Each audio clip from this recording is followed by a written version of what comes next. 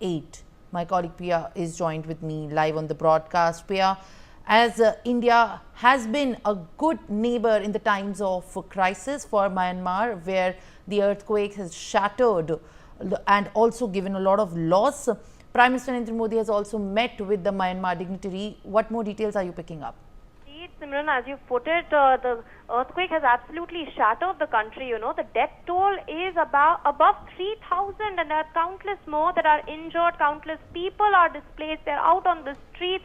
They have no homes. Their residences are destroyed. They've been rocked by aftershocks as well. Some of them have had to set up camps outside the hospitals in the ground.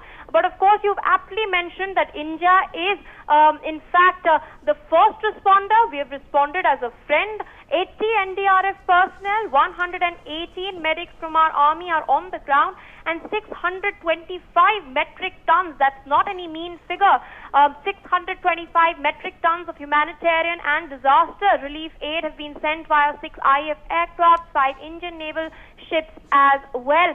So of course this reflects India's commitment as being a first responder, also keeping in mind our neighborhood first and our Act East policy. Prime Minister Modi had earlier, of course, dialed the leader, his counterpart in Myanmar. He'd spoken to him as and when the earthquake had taken place, and now, of course, an in-person meeting has taken place with the General Commander of Myanmar, Aung Hlaing.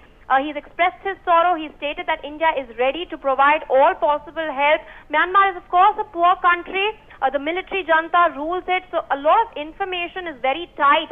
Not much comes out because it's an isolated state. We all remember the coup that took place all the way back in February 2021. Ever since then, the US had imposed sanctions, if you remember, due to which this country has been isolated. But of course, India and our armed forces and our NDRF personnel, they've been on standby, they've been on the ground helping people out. We're being told, in fact, that 23 surgeries along with 1,300 lab tests and 103 X-ray procedures have been done by our medicos over there, and our NDRF personnel continue working in 4 active work sites, including the Hlaing Monastery and Ganga Ghat Mandir. So, of course, reflecting India's commitment to being a Vishwabandhu. Well, thank you very much, Priya, for adding these details and throwing light on the recent developments. Now, in the latest, what has happened in the Krishna Janmabhoomi land dispute? Let's take a look. The court has now listed the matter for hearing on April 8th.